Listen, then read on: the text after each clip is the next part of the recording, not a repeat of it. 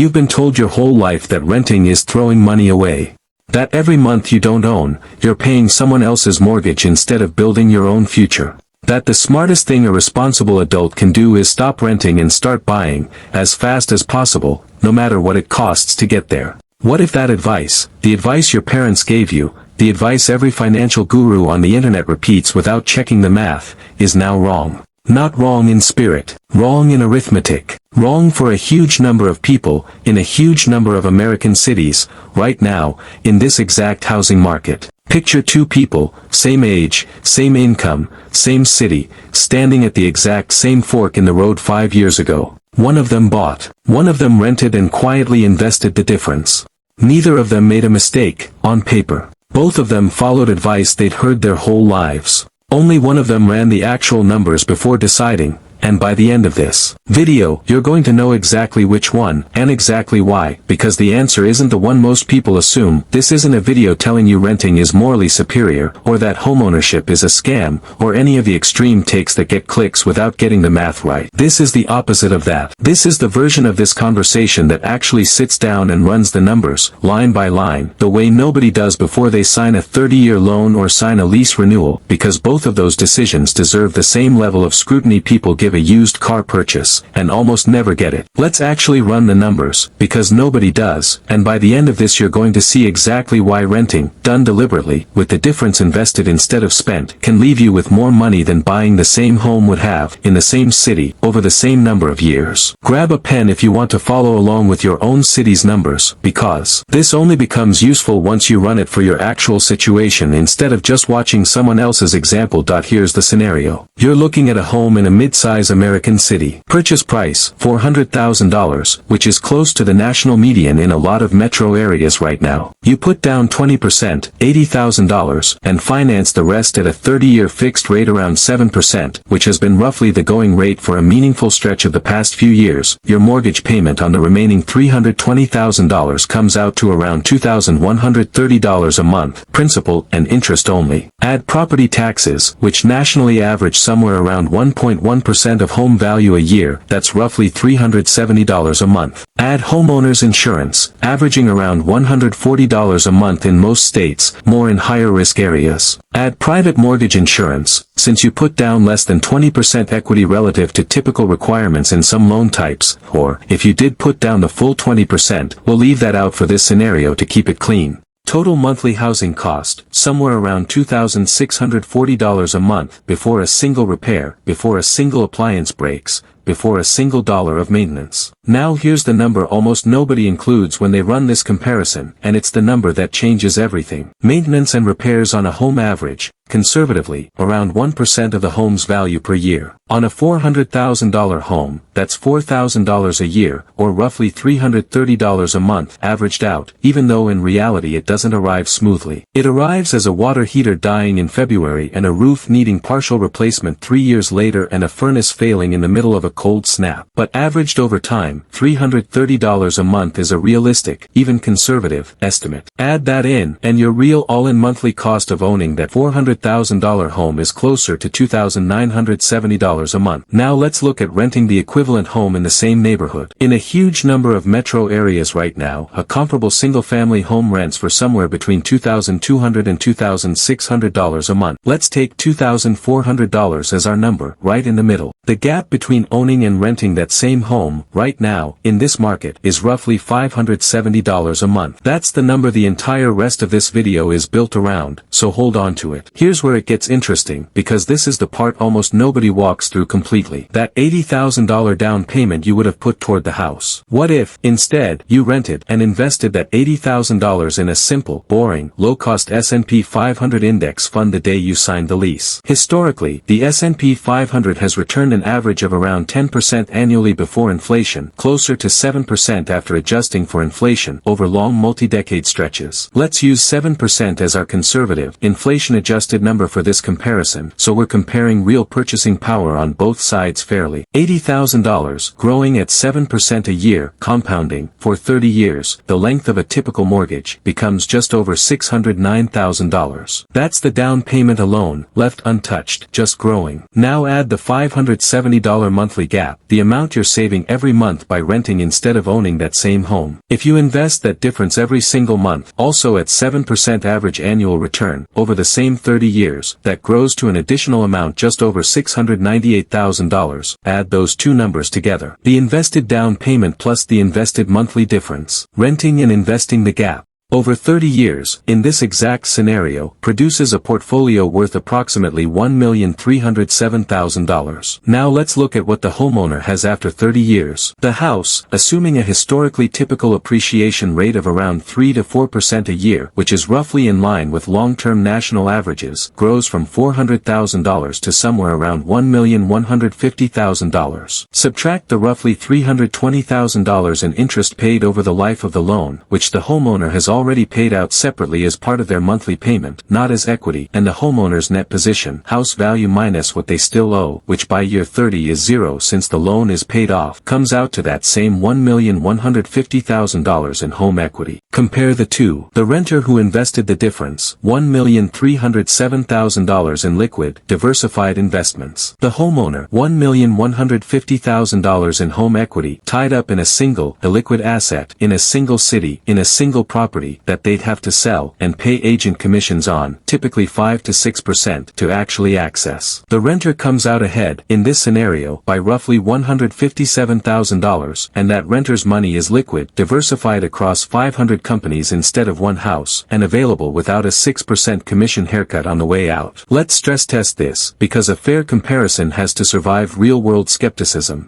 Not just a clean spreadsheet. What if home appreciation runs hotter than 3 to 4%, say 5% a year, closer to what some markets saw over the past decade? Run that number, and the homeowner's equity after 30 years climbs to somewhere around $1,700,000, comfortably ahead of the renter's portfolio. What if it runs colder, closer to 2%, more in line with some slower growth metros? Then the homeowner ends up with closer to $720,000, well behind the renter. The honest answer is that this comparison is genuinely sensitive to your specific city's appreciation history, which is exactly why step 1 of the framework coming up later in this video matters so much. There is no single national answer. There's only your local numbers, run correctly. What if the stock market underperforms its historical average for a stretch, the way it did through parts of the 2000s? Then the renter's portfolio grows more slowly too, and the gap narrows or even reverses in the homeowner's favor for that specific window. This cuts both ways, which is exactly the point. Neither side of this comparison is a guaranteed outcome. Both involve real risk, real volatility, and real uncertainty about the next 30 years. The difference is that one risk, stock market volatility, is diversified across 500 companies and decades of data, and the other risk, single property real estate performance, is concentrated in one house, in one neighborhood, in one city, subject to one local job market, one set of local zoning decisions, one floodplain designation that might not have existed when you bought. This is not a trick. This is not cherry-picked. This is what happens when you run the actual math instead of repeating the advice your parents gave you from a housing market that worked completely differently than the one that exists right now. So why does everyone still say buying is obviously better? Here's the honest answer, and it's more complicated than either side of this argument usually admits. Buying used to be dramatically better, for one specific historical reason. For most of the second half of the 20th century, homes appreciated faster relative to the stock market's real, inflation-adjusted returns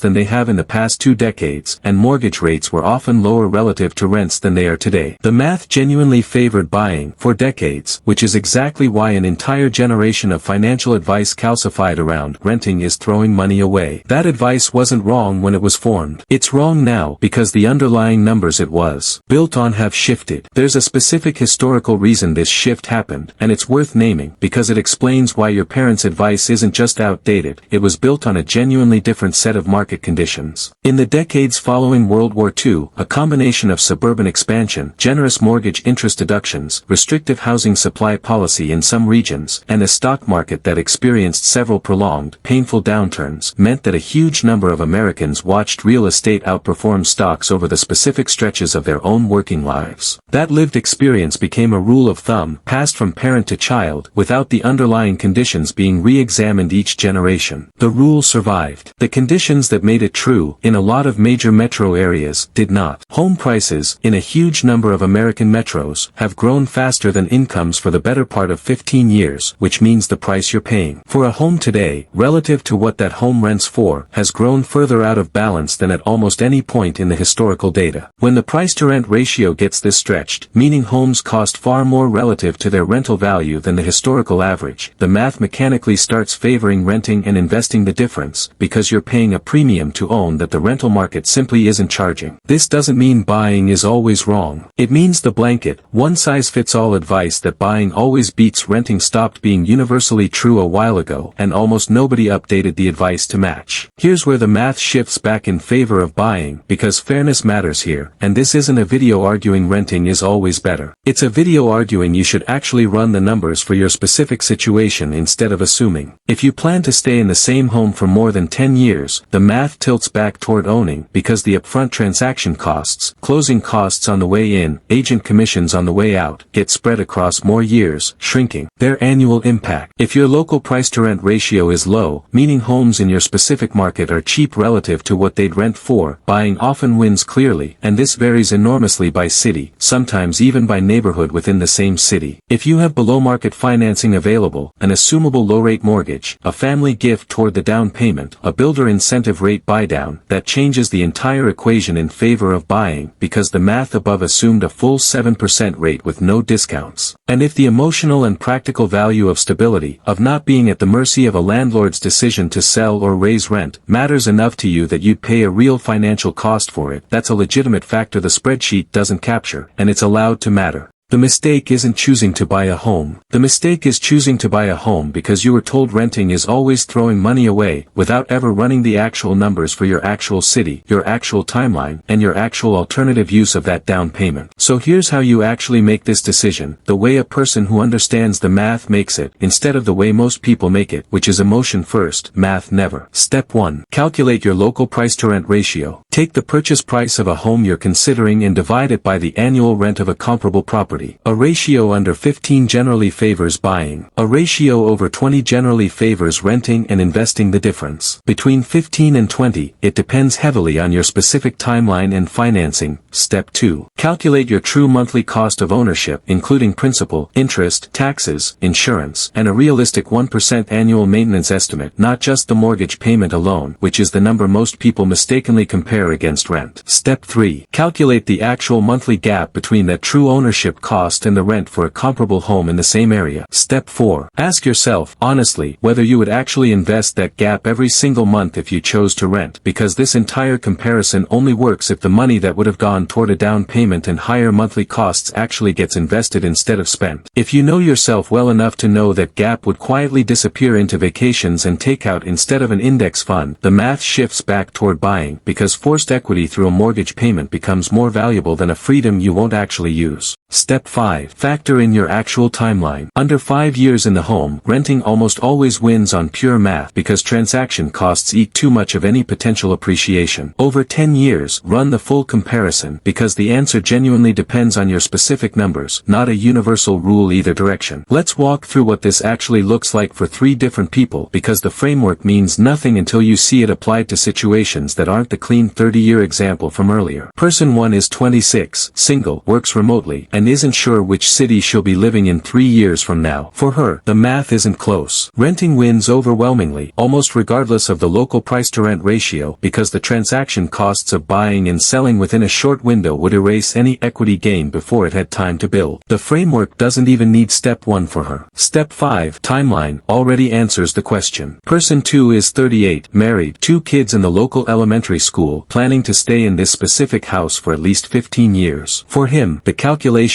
looks completely different. Even in a market with a stretched price-to-rent ratio of 22, the long timeline spreads his transaction costs thin enough, and the stability value of not uprooting his kids from their school district carries real, legitimate weight that the spreadsheet alone doesn't capture. His framework answer leans toward buying, even though the raw 30-year math from earlier in this video might suggest otherwise, because his actual timeline and actual life circumstances are different from the generic model. Person 3 is 44, recently divorced, financially disciplined, with a documented habit of investing consistently for over a decade. For her, The question in step 4, would you actually invest the gap, isn't hypothetical. She already has the track record. For her specifically, renting and investing the difference isn't a risky assumption about her own behavior. It's a continuation of a pattern she's already proven she'll follow, which makes the renter's higher projected outcome from earlier in this video far more likely to actually materialize for her than for someone who's never successfully stuck to an investment plan. Point 3 people, 3 completely different answers, from the exact same 5-step framework. That's the entire point. The framework isn't a verdict. It's a tool that produces a different, correct answer depending on who's actually running it. This is the part that matters most, and it's the part one want you to actually walk away with today. The goal was never to prove that renting is better, or that buying is worse. The goal was to show you that an entire generation absorbed a financial rule as gospel, without anyone updating it as the underlying market conditions that made it true actually changed. Renting was framed as failure. Buying was framed as the only responsible adult decision. And an enormous number of people made a 6-figure financial decision based on a rule of thumb from a housing market that no longer exists, instead of the actual numbers sitting in front of them. Think back to those 2 people from the start of this video, standing at the same fork in the road 5 years ago.